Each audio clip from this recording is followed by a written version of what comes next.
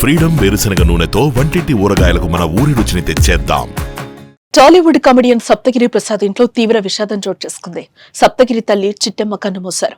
కొంతకాలంగా అనారోగ్యంతో బాధపడుతున్న ఆమె బెంగళూరులోని ఓ ప్రైవేట్ ఆసుపత్రిలో చికిత్స పొందుతూ మంగళవారం రాత్రి తుది శ్వాస విడిచారు. దీంతో సప్తగిరితో పాటు ఆయన ఫ్యామిలీ తీవ్ర దుఃఖంలో మునిగిపోయింది. తల్లి మరణాన్ని సప్తగిరి సోషల్ మీడియా ద్వారా తెలిపారు.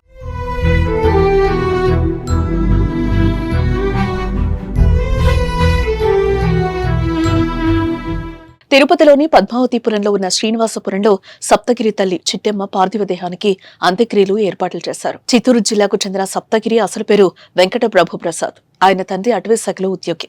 ఇక ఇంటర్ వరకు చదివిన తర్వాత ఎంసెట్ లో మంచి ర్యాంకు రాకపోవడంతో సినిమా రంగం వైపు అడుగులు వేశాడు. ఆయన కెరియర్ మొదట్లో శేఖర్ సూరి దగ్గర సహాయ దర్శకుడిగా వర్క్ చేశాడు.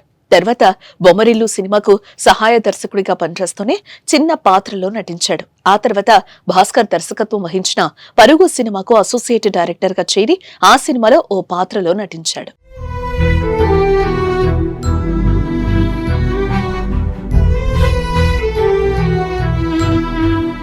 పరుగు సినిమా అతనికి నటుడిగా గుర్తింపునిచ్చింది. ప్రేమ కథా చిత్రం, వెంకటాద్రి ఎక్స్ప్రెస్ సినిమాలతో మంచి పేరు తెచ్చిపెట్టాయి.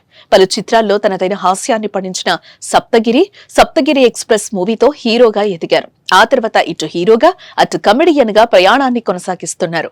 ఇటీవలే ఆయన హీరోగా నటించిన పెళ్లికాని ప్రసాద్ గా అభిమానులను ఆకట్టుకున్నాడు.